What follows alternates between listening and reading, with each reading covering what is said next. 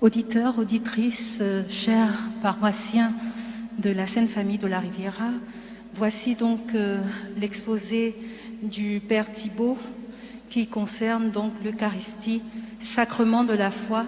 Je crois que après son intervention, nous pouvons encore acclamer ce qu'il a fait, le travail de recherche, parce que c'était très enrichissant.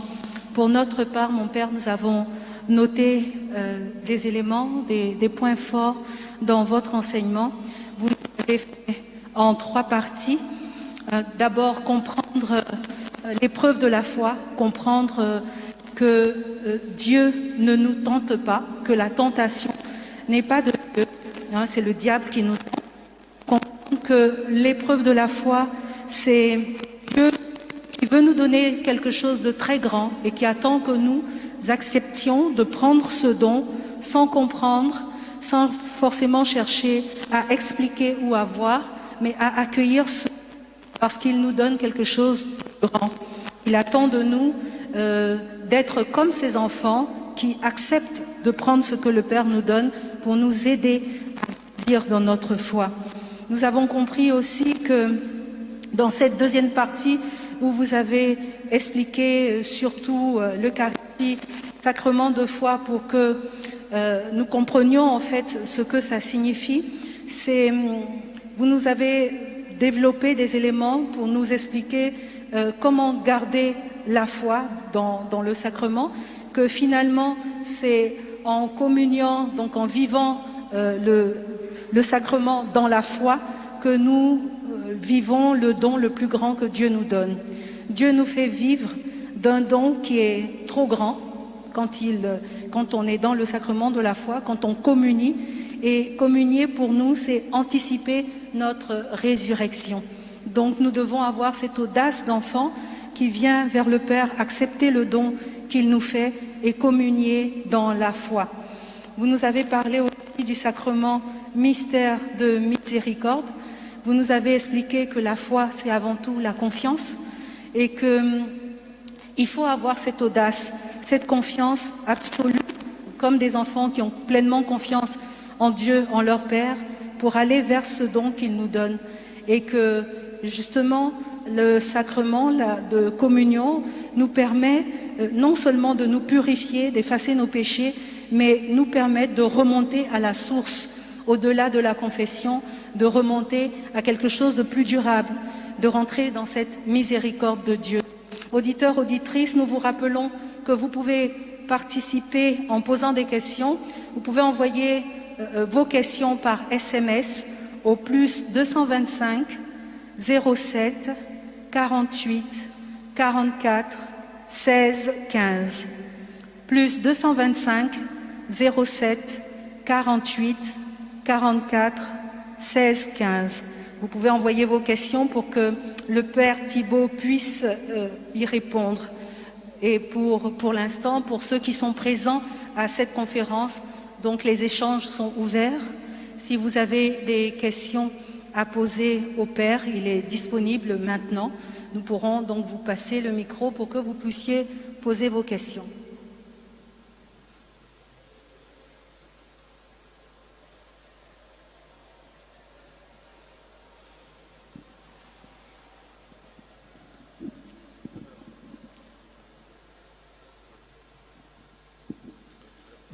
Bonjour mon Père, merci pour cet exposé brillante avec l'Eucharistie, la foi et la propulsion à la vie éternelle que Jésus nous donne. Mais je vais faire revenir un peu sur le message de Saint Paul qui dit que si vous mangez la chair du Fils de l'homme et si vous buvez cela indignement, vous mangez et vivez votre propre condamnation.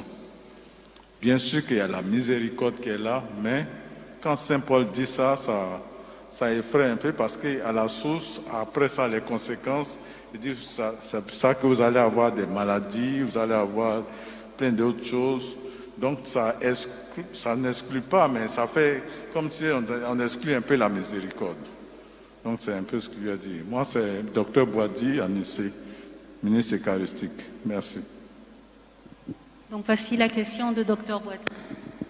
Alors, merci pour votre question. Effectivement, dans la première épître aux Corinthiens, Saint Paul met un peu dans la crainte parce que certaines personnes vivaient les repas, enfin la table de l'Eucharistie de façon irrespectueuse et puis justement sans foi.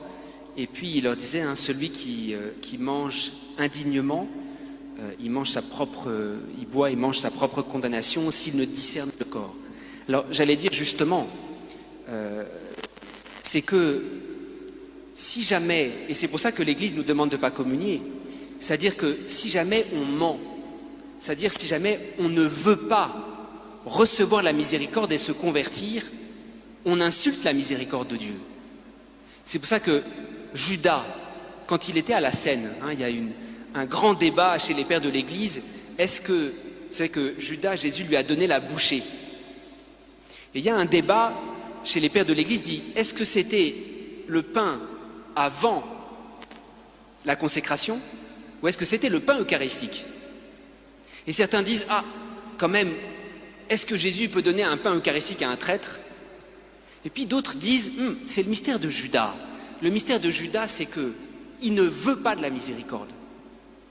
Et il la prend, il ment.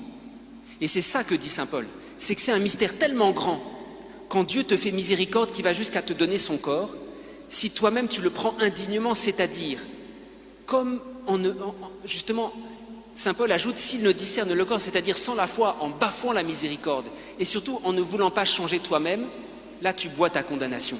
Parce que qu'est-ce que c'est que la condamnation? La condamnation, c'est le refus de la miséricorde. Vous savez, on parle souvent du péché contre l'Esprit Saint. Le péché contre l'Esprit Saint, c'est que justement, la seule chose où Dieu ne peut plus rien faire, c'est quand on ne reconnaît plus notre misère et qu'on ne veut pas de sa miséricorde. Et ça, c'est Judas. Parce que quand Jésus lui a donné la bouchée, c'était le dernier geste où Jésus voulait le pourchasser pour lui donner sa miséricorde, en lui donnant encore le geste de l'amitié, parce que la bouchée, c'était le geste de l'amitié, alors qu'il était prêt à trahir. C'est comme si Jésus voulait lui donner une dernière chance. Et Judas a pris ce pain de la miséricorde avec une intention perverse. Donc je suis tout à fait d'accord. Ce mystère de la miséricorde, c'est pas une foi gentillette, c'est une foi qui doit nous mettre dans la crainte de Dieu. Parce que la miséricorde, c'est cette alliance entre la bonté de Dieu et sa toute-puissance. Vous savez, le miséricordieux, c'est pas seulement celui qui est bon, mais c'est une bonté toute-puissante capable de purifier les péchés. Alors c'est vrai, l'Eucharistie, c'est cette alliance entre la toute-puissance et la bonté. Et si jamais on communie, j'allais dire en insultant, en mentant par rapport à cette miséricorde, là c'est grave. Donc moi j'allais dire, plus on voit l'Eucharistie comme mystère de miséricorde, plus on comprend cette parole de Paul qui dit, mais vous ne pouvez pas communier de façon extérieure ou en insultant ce don, et là ça va se retourner contre vous, parce que quand tu refuses la miséricorde de Dieu en faisant semblant, là tu bois vraiment ta condamnation. Donc c'est tout à fait juste, cette miséricorde dont on a parlé, elle doit nous mettre dans une espèce de crainte. Une seconde question, oui.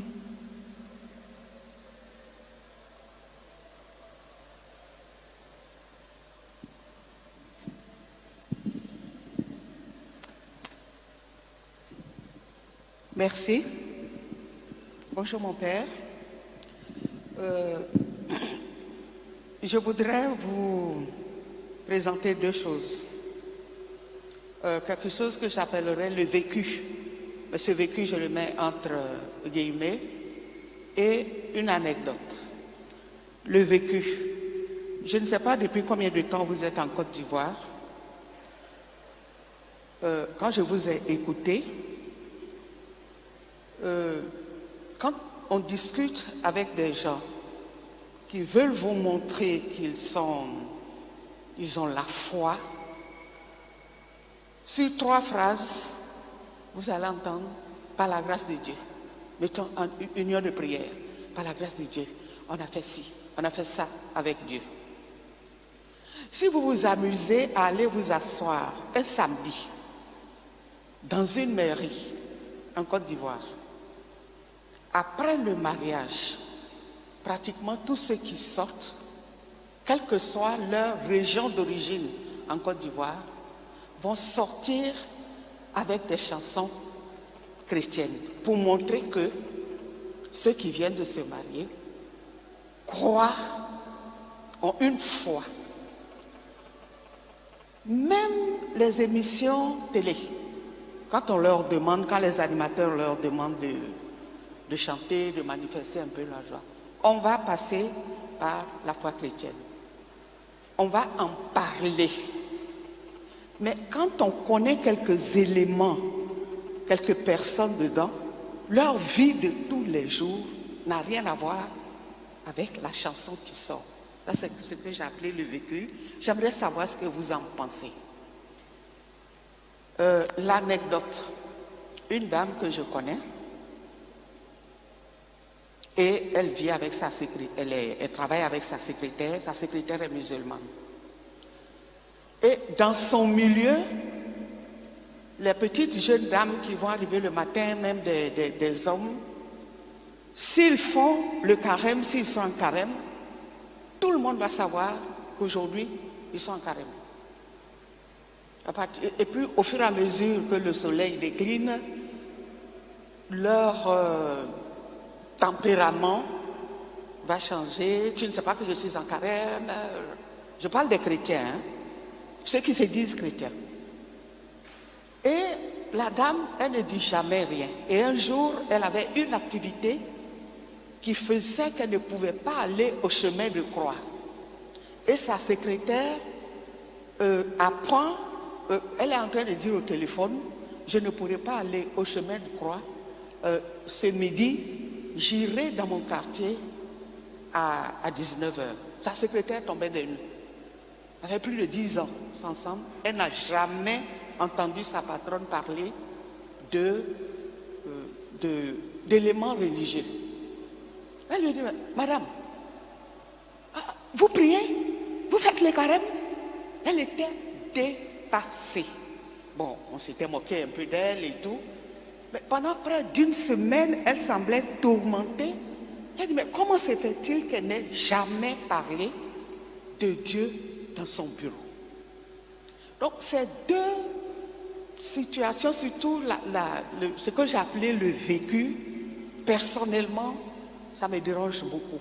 Parce que je me dis, quand on arrive le matin, on a pris la décision de faire un carême, de jeûner, on n'a pas besoin que tout le monde le sache. Ça, c'est ce que moi je pense. Quand on parle avec quelqu'un, on va commencer la phrase par la grâce de Dieu. Quand il y a tel problème, il faut mettre en prière, il faut faire. C'est-à-dire, on montre trop qu'on a une foi. Cette foi-là est-elle profonde? Est-ce que c'est celle-là, la foi, en parler? Quelle est votre position vis-à-vis de ce vécu? Merci, mon père.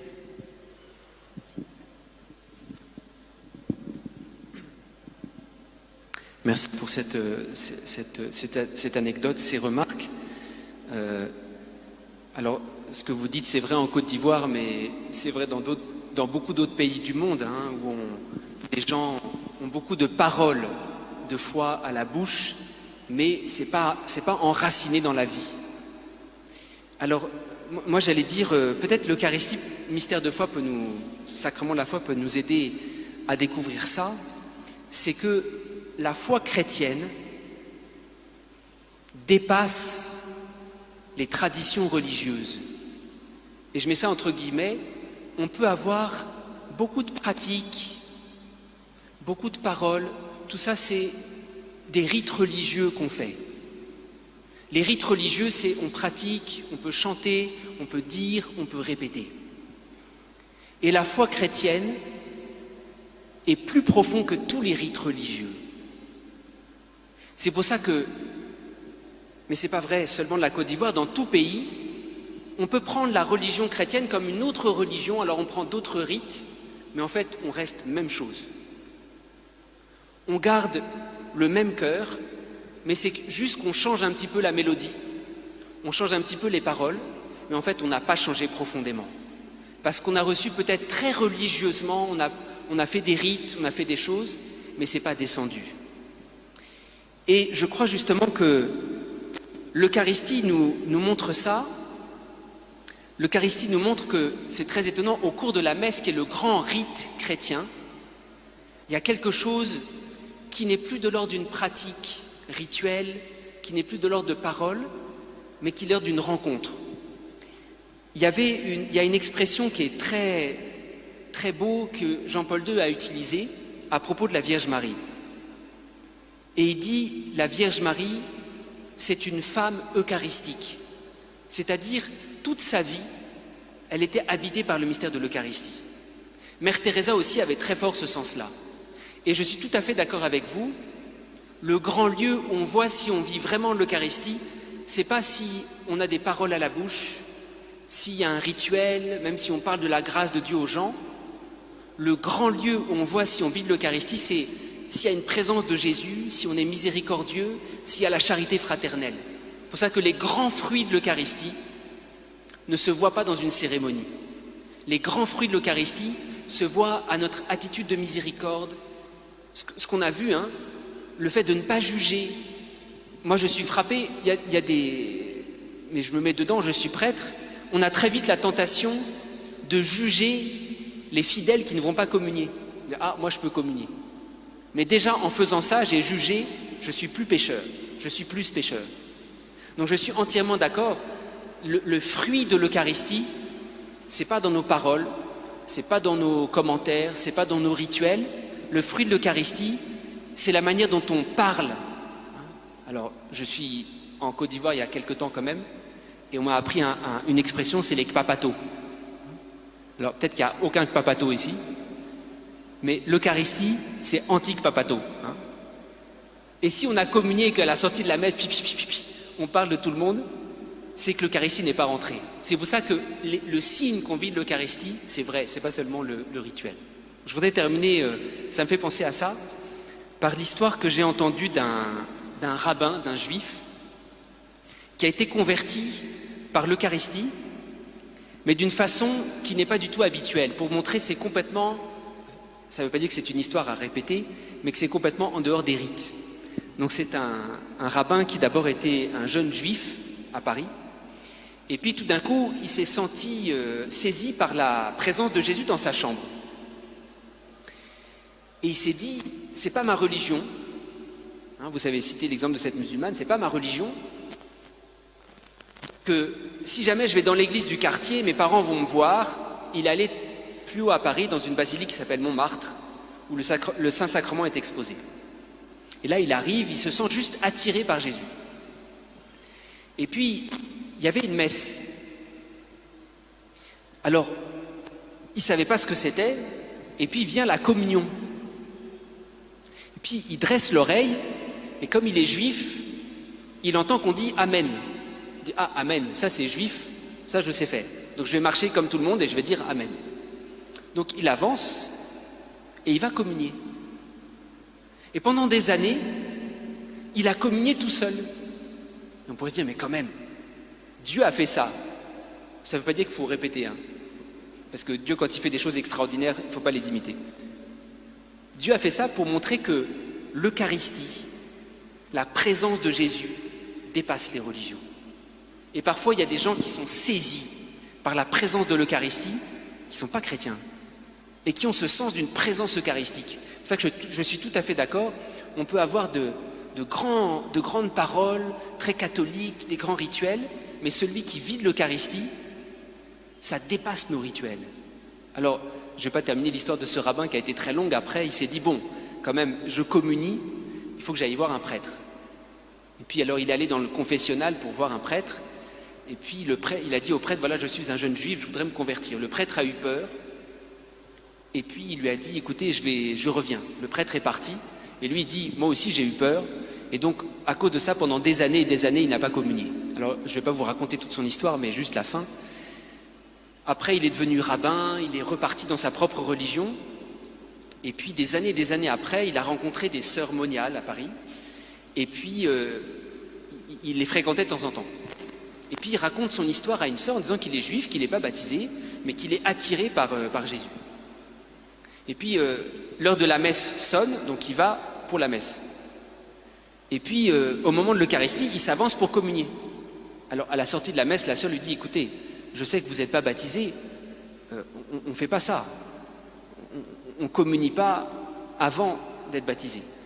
Et lui dit, mais écoutez, moi c'est mon lien avec Jésus, ça fait depuis que je suis petit qu'on fait ça.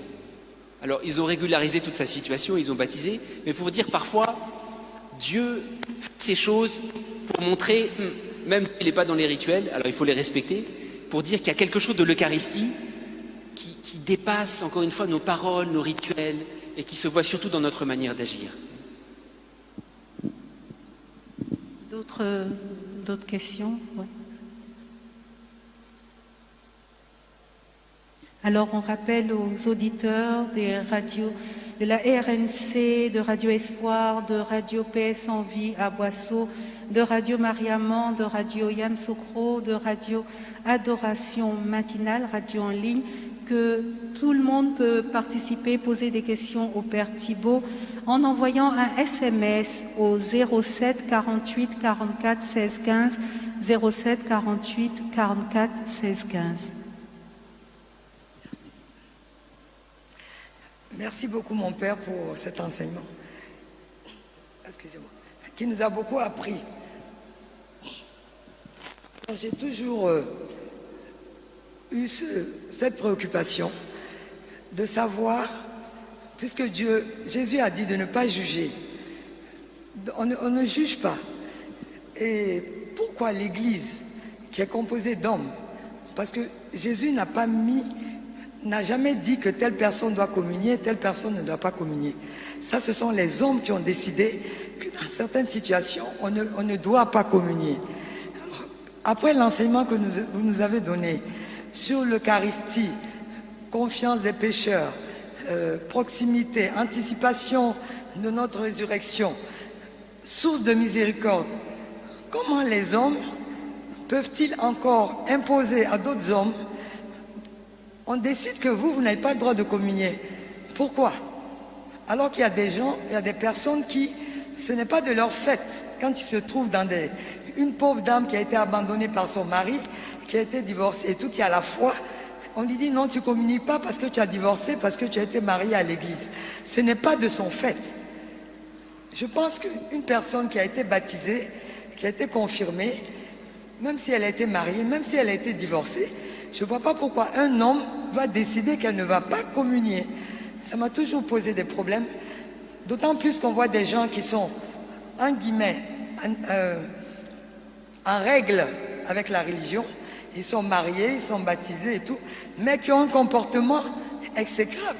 Excusez-moi, même des ministres de la communion, on connaît des fois leur vie, mais ils communient parce qu'ils ont rempli certaines règles. Alors qu'il y en a d'autres, peut-être des malheureuses personnes qui aimeraient bien communier parce qu'elles savent ce que ça leur apporte, la communion. Moi, j'ai vu des gens souffrir comme ça pendant des années. Non, je suis divorcé, je ne dois pas communier.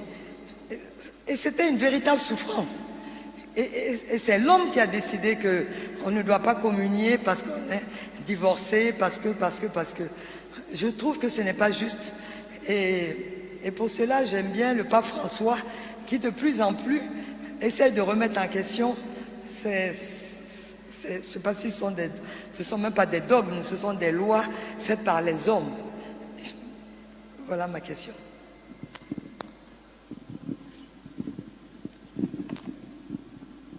Merci, c'est une très bonne question. En tout cas, comme vous l'avez dit à la fin, c'est une préoccupation du pape François de réinscrire l'Eucharistie dans sa dimension de don, de miséricorde, et de ne pas faire de l'Eucharistie une espèce de récompense pour une élite.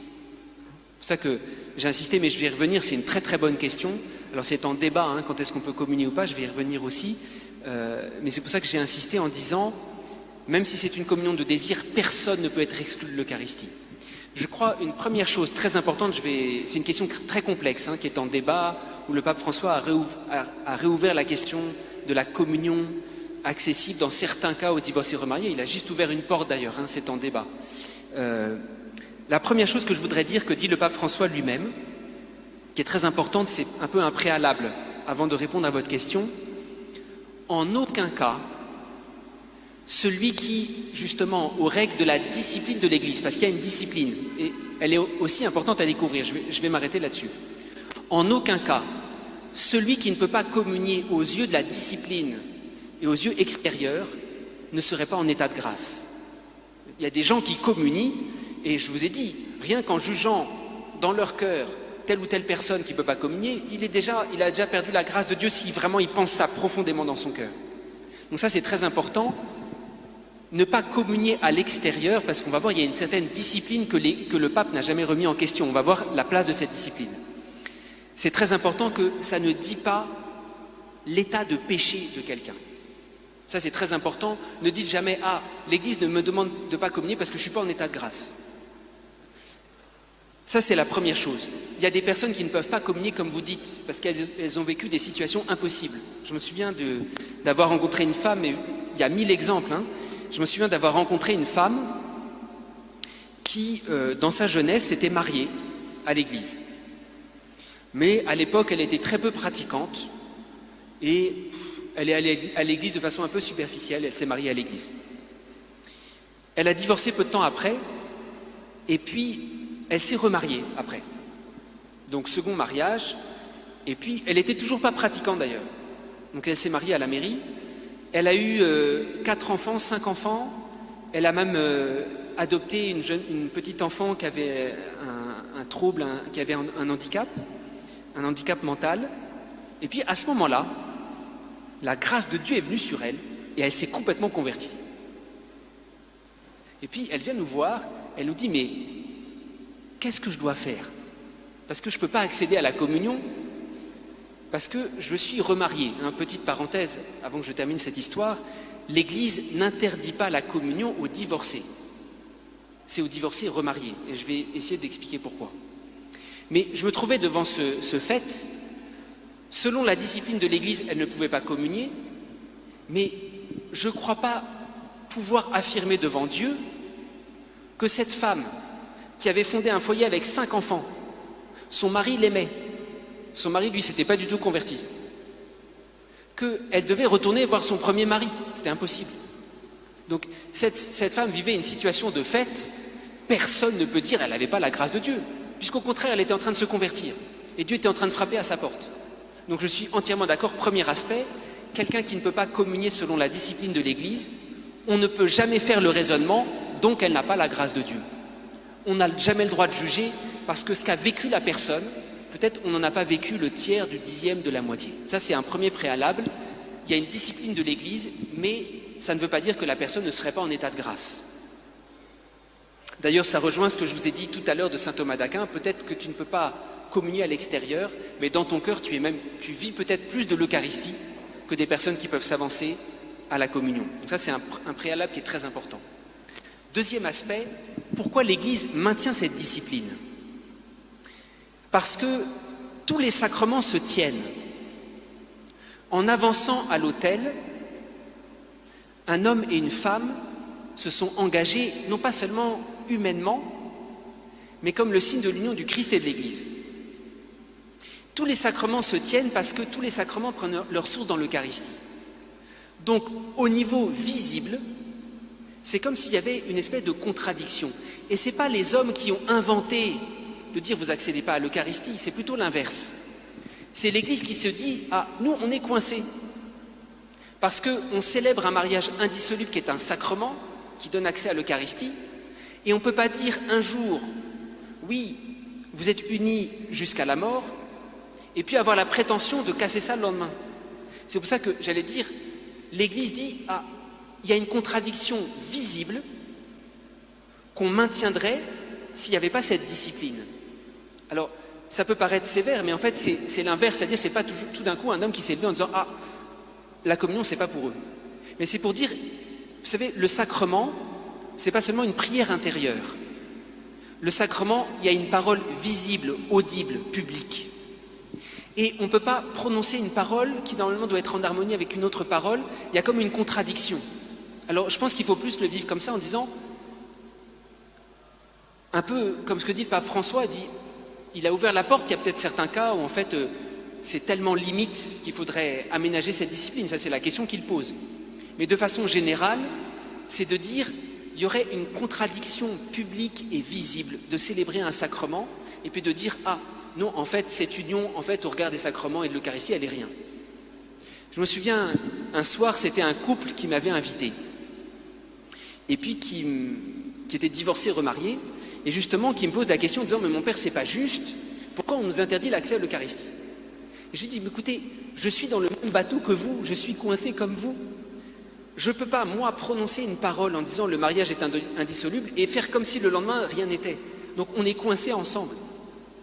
Le plus important, je crois, c'est de voir que, et j'ai commencé comme ça en disant, on ne peut pas dire que telle personne ne communie pas, elle n'a pas la grâce de Dieu.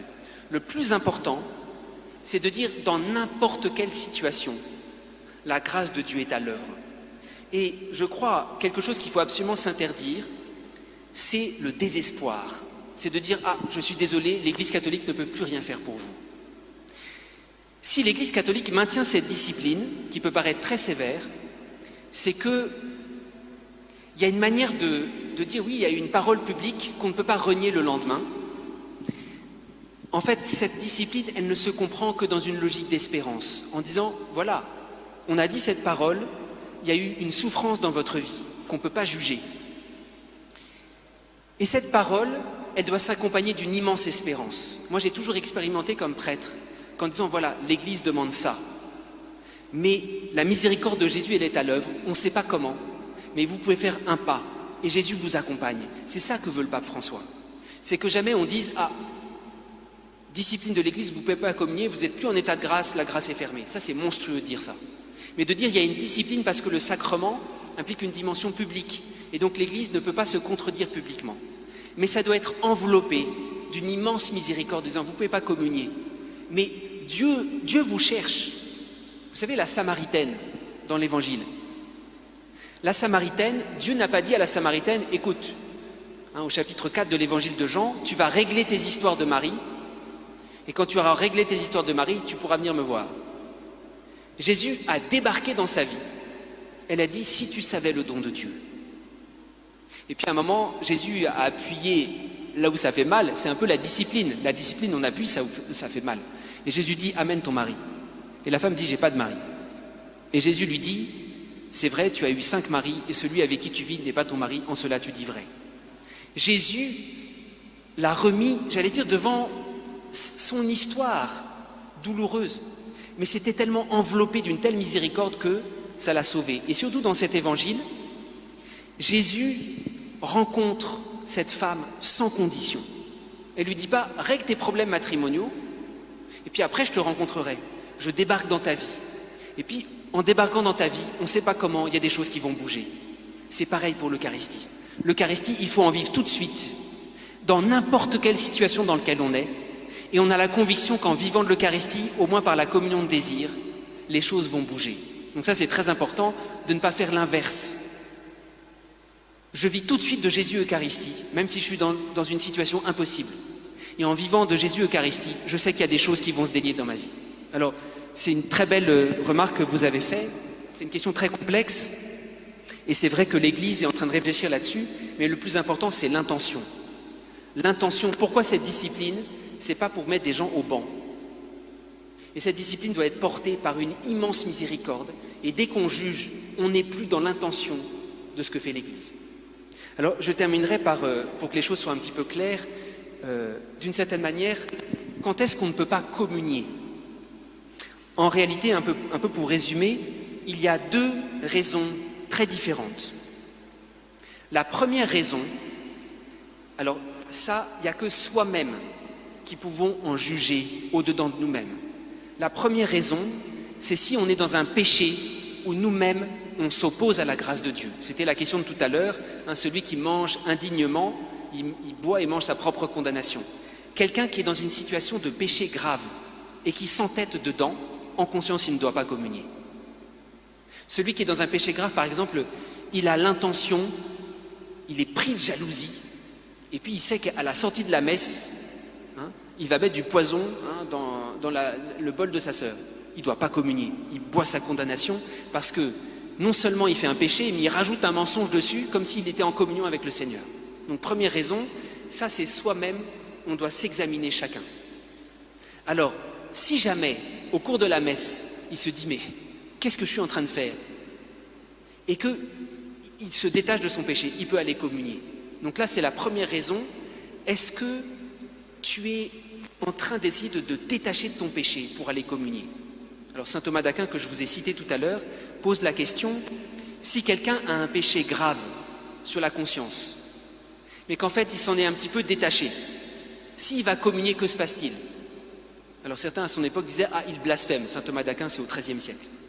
Et saint Thomas d'Aquin dit, si quelqu'un commence à faire une vraie démarche, alors l'Eucharistie elle-même va la purifier de son péché. Mais s'il s'obstine, là il boit sa condamnation et il mange sa propre condamnation. Donc c'est la première raison, c'est si on est attaché à un péché grave. Deuxième raison qui est très différente, c'est celle dont j'ai parlé tout à l'heure, qui est liée à la discipline de l'Église.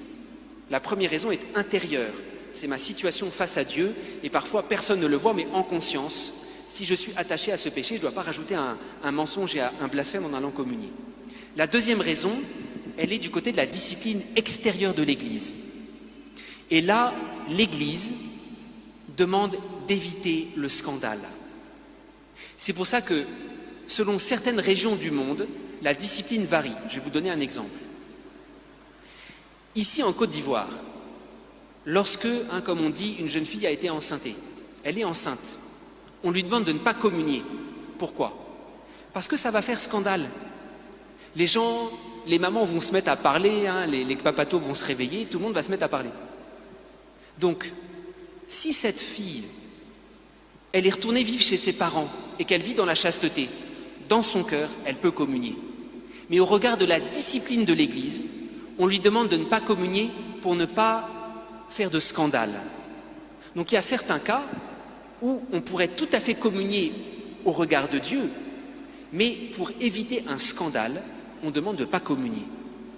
Et nous, les prêtres, parfois c'est très difficile de discerner où est-ce qu'il y a scandale. C'est pour ça que dans d'autres régions du monde, où l'évangélisation est peut-être plus ancienne, où les gens sont plus habitués, une jeune fille qui est enceinte, si devant la communauté c'est clair qu'elle ne vit plus avec le garçon, elle peut communier. Donc là, tout dépend du scandale. Et il y a une décision pastorale que l'Église de chaque lieu prend en disant non, ça risque d'entraîner un scandale, donc on demande de ne pas communier. Donc vous voyez, il y a les deux raisons extrêmes. Moi seul face à Dieu, et puis le scandale que cela peut entraîner. Et puis il y a, dans la ligne de cette dimension extérieure, il y a toute la discipline de l'Église qui dit mais on a prononcé une parole publique, il y a un scandale si on renie cette parole dans la même Église de façon publique. Donc voilà un peu pour résumer, il y a ces deux raisons les plus profondes. Et parfois je peux peut-être m'avancer, je suis en règle pour aller communier, mais effectivement, moi seul je sais, je me suis opposé à Dieu. Et puis il y a cet autre cas, parce qu'il risque d'avoir scandale, où c'est par respect de la discipline de l'Église, peut-être la personne est vraiment en état de grâce et elle communie d'une communion de désir plus profonde.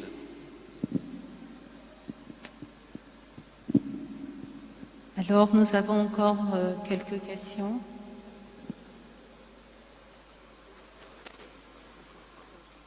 Donc, on va lire les questions des auditeurs, mon père.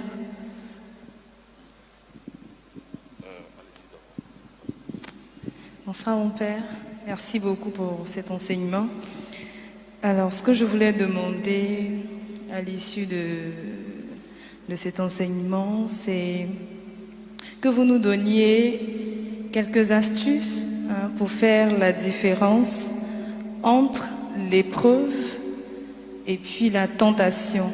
Je veux parler d'un cas pratique. Je veux parler, par exemple, de maladies qu'ont certains de nos proches ou dans les familles et tout, des personnes qui souffrent, qui sont malades jusqu'à ce qu'elles meurent parfois.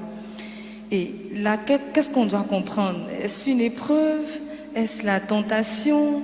Et ce que je veux aussi savoir, c'est que avec l'épreuve de la foi, on se dit que Dieu notre Père nous fait un don, voilà, qu'on n'est pas forcément, on ne doit pas forcément chercher à comprendre. Donc dans ces cas-là, par exemple, c'est quoi le don?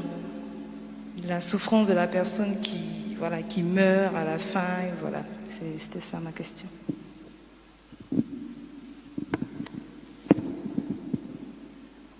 Merci, c'est une très bonne question. Donc je vous ai parlé, pour vous introduire à l'Eucharistie, sacrement de la foi. Dans mon premier point, j'ai effectivement évoqué la différence entre l'épreuve et la tentation en vous disant c'est l'amour excessif de Dieu qui nous éprouve, c'est le mal qui nous tente. Puis je vous ai dit effectivement, dans certains cas, il faut faire le discernement. Alors, en parallèle avec l'exemple que vous donnez, qui est une situation de souffrance, dans la souffrance, les deux sont mêlés ensemble. À la croix du Christ, les deux sont mêlés ensemble. La croix du Christ, c'est le lieu où le démon tente le plus. De la bouche des pharisiens qui dit « Ah, si tu es le Fils de Dieu, descends de ta croix ». Ça, c'est une tentation. À la croix, tentation, c'est-à-dire le déchaînement du mal. À la croix, tout est bloqué.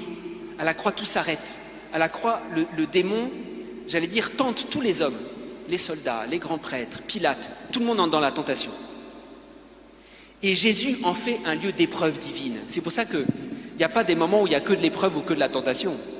La croix, c'est que le lieu où il y a toutes les tentations, Jésus résiste à la tentation, c'est-à-dire il ne renie pas, il ne trahit pas, mais plus profondément, il vit de la croix comme une épreuve divine en disant, au-delà de tout ce que vous voyez, il y a un don à vivre.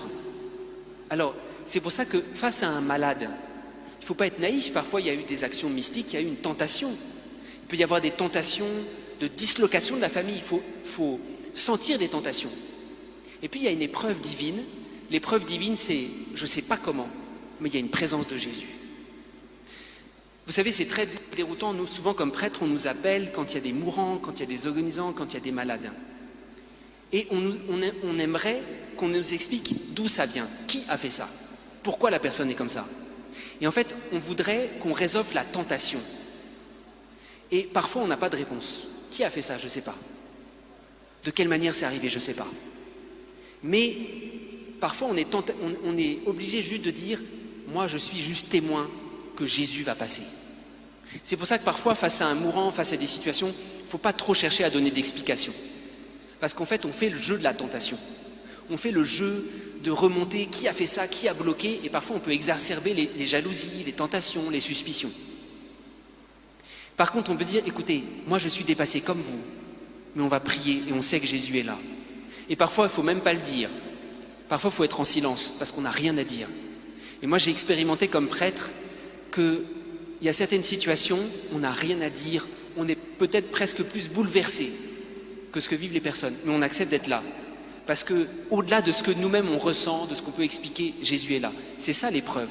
Alors, j'allais dire, les deux sont toujours présents dans une situation de souffrance. Parce qu'il y a quelque chose qui vient toujours d'un mal, d'une ornière, et puis il y avoir quelque chose de très compliqué. C'est pour ça, là, il y a, comment dire, j'allais dire, le discernement, c'est qu'il y a un moment, il faut accepter que... Je me souviens d'une famille qui m'avait invité à prier, la grand-mère était décédée, et il y avait une partie de la famille qui était révoltée parce qu'ils disaient c'est une faute médicale.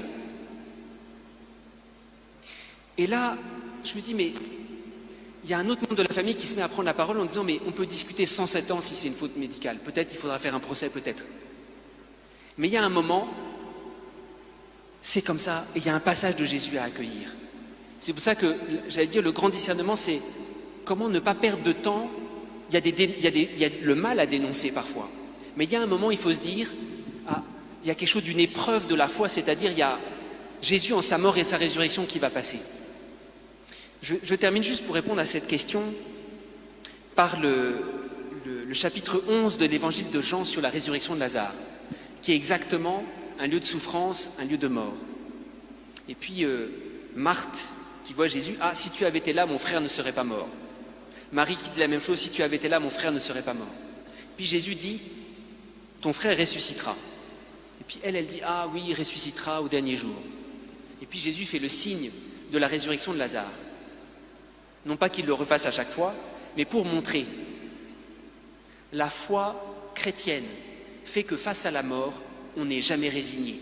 On sait qu'il y a un don excessif. C'est pour ça qu'il faut discerner tout ce qui est peut-être vrai. C'est peut-être lui qui a fait ce mal-là. Mais il y a un moment, ça c'est notre regard humain, notre horizon humain, il y a un moment, même si on ne comprend pas, on sait que Jésus est passé. Alors ça c'est le cas de la souffrance. Je vais prendre un autre cas, puis je vais m'arrêter, ce serait une question très intéressante à développer. Dans d'autres cas, par exemple, quelqu'un qui tombe amoureux. Est-ce que c'est une épreuve de Dieu qui veut élargir son cœur? Est-ce que c'est une tentation du démon? Et là, il faut un père spirituel. Parce que épreuve et tentation sont très facilement liées dans notre vie. Il y a un point commun entre l'épreuve de Dieu et la tentation du diable, c'est que dans les deux cas, on est un peu dépassé. Mais est-ce que c'est le mal? Est-ce que c'est le bien? Parfois, il faut beaucoup de temps pour le discerner. Donc, je ne réponds pas jusqu'au bout. Mais j'allais dire, là, il faut avoir un père spirituel. Mon père, est-ce que je perds du temps avec cette personne? Ou est-ce que Dieu m'attend là? Alors, il n'y a pas de principe qui serait universel, mais c'est une vraie question de discernement. Parfois, on ne peut le faire que grâce à un aîné, à un père spirituel ou à un prêtre.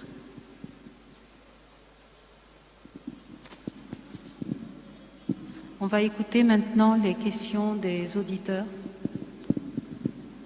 Alors, un auditeur vous remercie pour la qualité de votre conférence, qu'il éclaire sur plusieurs points, plusieurs questions qu'il s'est toujours posées sur l'Eucharistie. Le même auditeur veut savoir s'il y a une messe, est-ce qu'une messe est plus importante qu'une autre? Il s'offusque du manque de soins que certains prêtres mettent dans la célébration de la Sainte Messe. Il constate très souvent que des messes sont bâclées, dites rapidement pour un autre rendez-vous en dehors de la paroisse. Un autre auditeur voudrait savoir si un fidèle qui voulait se confesser avant la messe dominicale, par exemple, et qui n'a pu le faire pour plusieurs raisons, est-ce qu'il est possible pour ce dernier de communier et se confesser après? Un autre auditeur pose une question qui va dans le même sens que le précédent. Il demande ceci: mon père, quel péché précisément confesser avant de communier? Est-ce grave de communier et se confesser après? Le dernier auditeur dit ceci, écrit ceci, à propos de la tentation que vous avez abordée dans la première partie de votre communication.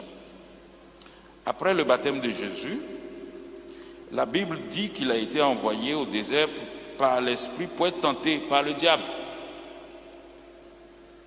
Vous avez dit que ce n'est pas Dieu qui soumet à la tentation, à peu près. Hein? Donc il va comprendre. Merci. Merci. Je vais commencer par la dernière question. Justement, la dernière question, Jésus est poussé par l'Esprit parce qu'il est habité par le don de Dieu pour aller être tenté, non pas par Dieu, mais bien par le diable. Alors, ça serait un long sujet. En quoi est-ce que Jésus peut être tenté puisqu'il n'y a pas de complicité en lui? Mais Jésus accepte dans les différentes tentations du démon d'avoir quelqu'un qui veut appuyer sur ses limites, dit à ces pierres qu'elles deviennent du pain. Autrement dit, tu es tellement fragile. C'est pour ça que Jésus a accepté, pour combattre avec nous, d'avoir en face le démon et d'avoir sa présence insupportable qui vient tenter l'homme. Alors, dans ce passage, c'est évident, Jésus sous le souffle de l'Esprit, ça c'est comme une épreuve divine. Jésus, dans son humanité, est toujours emporté par les dons de Dieu. Il accepte avec nous d'être tenté par le diable qui veut le pousser au mal. Alors, il y avait différentes questions qui avaient été posées. Est-ce qu'une messe est plus importante qu'une autre. Alors, vous savez, il y a des messes, pour répondre à cette question, la messe s'inscrit dans tout un cycle liturgique. Il y a des solennités, il y a des fêtes, et puis il y a certaines messes dans lesquelles on porte certaines intentions. Alors, j'allais dire, premièrement, du côté de la messe, il n'y a pas de messe plus importante que les autres du côté de l'Eucharistie. Jésus ne se dit pas, bon, c'est un dimanche du temps ordinaire, donc je vais venir un petit peu moins ce dimanche. Je viendrai totalement à Pâques. Dans chaque messe, Jésus vient totalement sans diminution. Donc à ce titre, il n'y a pas une messe plus importante parce que le propre de l'Eucharistie, présence réelle, c'est que le don de l'Eucharistie n'est pas proportionné à l'attention des fidèles ou à la disposition des fidèles. Imaginez une messe où le prêtre, tout d'un coup, bon, il dit les paroles, mais il n'est pas très présent. Au premier rang, mesdames pensent au foutou qu'elles doivent piler après le repas. Les messieurs pensent à leur travail et en fait, personne n'est vraiment présent. Jésus vient quand même, totalement, sans diminution. Le propre d'un sacrement, c'est que le don de Jésus n'est pas proportionné à la disposition des fidèles, mais à la parole de Jésus lui-même. Donc à ce titre, comme la messe dans son centre est commandée par la parole même de Jésus, à chaque messe, c'est Jésus totalement qui se donne sans diminution. Cependant, là où il y a une variation, c'est qu'il y a toute une pédagogie de l'Église pour nous faire entrer dans cette présence totale de Jésus. Et là, oui, ça varie. Mais ça ne varie pas du côté de l'Eucharistie, ça varie de notre côté. Et c'est bien évident qu'après avoir fait 40 jours de carême, l'Église nous prépare à vivre de l'Eucharistie lors de la fête de Pâques avec une intensité unique. Donc, du côté de tout ce cycle liturgique, ça nous prépare. Et puis quand il y a une intention pour un défunt, pour un proche de nos familles, on est appelé à puiser la grâce qui nous est donnée de façon plus profonde. Donc du côté de Jésus, il n'y a pas de diminution, c'est toujours la même messe, c'est le même don, c'est Jésus Eucharistie. Mais nous, on est dans le temps et on a besoin de toute une pédagogie divine pour puiser plus profondément ce mystère. Je vais terminer par rapport à cette question par une petite anecdote où c'est un jeune père de ma communauté qui rencontrait un vieux prêtre. Et puis, ce jeune père, ils échangeaient sur leur date d'ordination. Et ce jeune père disait « Ah, moi j'ai été ordonné il y a 1 semaine. » Et puis le vieux prêtre, ça faisait, je ne sais pas quoi, 40 ans d'ordination. Et puis la manière de poser la question, le jeune prêtre dit, mais en fait il lui avait posé la question, combien de messes en fait vous avez dit dans votre vie? Et le prêtre dit, j'en ai dit une seule. J'en ai dit une seule, parce qu'il n'y a qu'une seule messe. Il y a Jésus qui s'est donné au calvaire, c'est ça la seule messe. Jésus se donne sans diminution. Alors ensuite, il y avait plusieurs questions par rapport à la confession, par rapport à la communion. Alors moi, j'allais dire, tout dépend de la gravité de votre péché. Il y a certains péchés qu'on appelle véniels, mais c'est un terme un peu curieux, des péchés légers. N'attendez pas. Si vous avez le ferme désir de vous confesser, n'attendez pas d'être totalement confessé pour communier dans la mesure où vous savez que le jour d'après, vous avez la ferme intention de vous confesser. Si jamais il y a un péché extrêmement grave que vous avez sur la conscience, c'est bien d'en parler. Notamment, on a vu tout à l'heure, c'est très difficile d'être le seul juge par rapport à ces péchés. Mais de façon ordinaire, si vous devez communier et que vous n'avez pas un espèce de péché qui vous retient tellement, vous dites mais est-ce que j'arrive vraiment à sortir de ce péché, que vous avez un cas de conscience, que vous avez besoin d'en parler, si jamais c'est un péché où vous allez vous confesser régulièrement, vous pouvez tout à fait communier et vous confesser après. Donc là, s'il y a un péché qui vous retient, c'est bien évident, vous avez besoin d'en parler à quelqu'un. Oui, mon père, il y avait une question sur la préparation. Il parlait du soin qui était mis dans la préparation des messes. Alors oui, c'est à la fois du côté du prêtre, où le prêtre peut être négligent pendant la messe, mais ça peut aussi être du côté des fidèles. Alors, c'est vrai, vous savez, il y a eu dans l'histoire de l'Église ce qu'on appelle des miracles eucharistiques. Les miracles eucharistiques, très souvent, sont intervenus quand le prêtre lui-même avait manqué de foi, ou quand on avait banalisé les espèces eucharistiques. Il y a un miracle eucharistique récent, qui doit dater d'une dizaine d'années, qui était dans le diocèse de Monseigneur Bergoglio, qui est devenu le pape François. Donc dans son diocèse en Argentine, il y avait une hostie qui était tombée par terre, par négligence. Et puis, est-ce que c'était le prêtre, est-ce que c'était un fidèle? Mais il y avait eu une négligence. Le prêtre remarque cette négligence, et puis il fait comme on fait d'habitude, comme on nous recommande de faire selon la pratique. On dissout, on met l'hostie dans de l'eau pour qu'elle se dissolve, et puis après, on met le liquide en terre. Donc le prêtre prend un ciboire, met de l'eau, il ramasse l'hostie consacrée, il la met dans le ciboire et il la met dans le tabernacle. Et le lendemain, quelque temps après, il rouvre le tabernacle pour pouvoir, après que les espèces se sont dissous dans l'eau, pour pouvoir arroser les plantes, la remettre en terre. Et il voit que les espèces s'étaient transformées en une espèce de chair, de sang un peu coagulé. Et puis il garde ça dans son tabernacle pendant quelques mois. Et puis au bout de quelques mois, il en parle à son évêque, qui se trouve être le futur pape François. Et le pape lui dit, écoutez, faites analyser cet échantillon dans un laboratoire. Donc il va à un laboratoire et il ne dit pas aux scientifiques d'où venait cet échantillon. Il donne l'échantillon et puis après analyse, d'abord le médecin en question, celui qui a fait l'analyse dit mais où est-ce que vous avez eu ça? Il dit ah, et puis le prêtre, la personne intermédiaire qui avait apporté l'échantillon dit ah, ça fait 3 mois que c'est dans de l'eau. Première réaction, il dit c'est totalement impossible. C'est totalement impossible parce que ce muscle, ça ne peut pas survivre dans l'eau. Et il ajoute, moi je suis médecin, je peux vous dire exactement d'où ça vient. Ça vient d'une des ventricules du cœur les plus importantes qui font battre le cœur. Et il y a eu quelques miracles eucharistiques comme ça. Alors le scientifique, quand il a appris d'où il venait, forcément il s'est converti. Pourquoi je vous raconte cette histoire? Parce que quand il y a une négligence, parfois Jésus nous rappelle à l'ordre. Ça peut être par rapport à un miracle en disant mais est-ce que tu te rends compte de la présence de Jésus qui vient? Et parfois, ça peut être bon qu'un fidèle nous dise simplement en disant mon Père, on n'attend pas ça de vous. Et puis le Père peut dire tout à fait aussi aux fidèles. Mais je vous ai cité cet exemple d'un miracle eucharistique. Un miracle, c'est un petit passage de Dieu. Et il y a un autre miracle eucharistique, c'est à l'Anciano, où le prêtre avait douté et puis ça s'est transformé en caillot de sang. Et de temps en temps, il faut s'aider mutuellement. Parce qu'il y a une telle grandeur dans ce mystère que c'est vrai, on ne peut pas le vivre avec négligence. Et il ne faut pas hésiter à se le dire. Alors, d'abord, il faudrait le faire pour soi-même.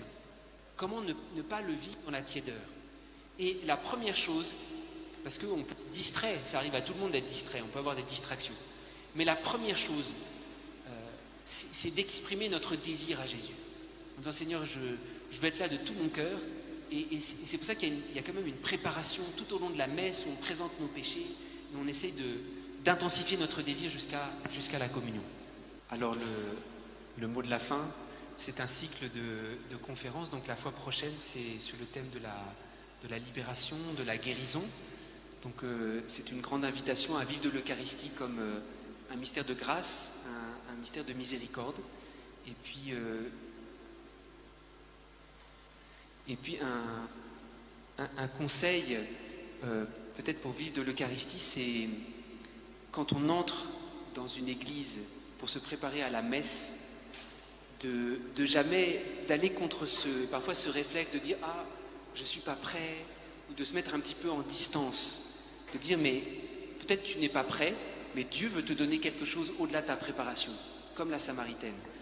Dieu vient plus au-devant de nous dans l'Eucharistie que nous allons au-devant de lui. Et il faut se mettre dans cet état d'esprit. Même si je ne suis pas prêt, Jésus veut me donner tout son mystère et il veut brûler toutes les limites. Alors puissions-nous vivre de cette Eucharistie de l'Eucharistie comme mystère de foi, de confiance et de miséricorde. Alors nous allons nous lever pour la prière de conclusion. Je vous salue Marie, pleine de grâce, le Seigneur est avec vous. Vous êtes bénie entre toutes les femmes, et Jésus, le fruit de vos entrailles, est béni. Sainte Marie, Mère de Dieu, priez pour nous, pauvres pécheurs, maintenant et à l'heure de notre mort. Amen. Le Seigneur soit avec vous. Et que Dieu Tout-Puissant vous bénisse, le Père, le Fils et le Saint-Esprit. Amen. Allez dans la paix du Christ. Merci encore pour votre présence. Nous vous donnons rendez-vous la semaine prochaine pour notre conférence de carême. Et bonne soirée à toutes et à tous.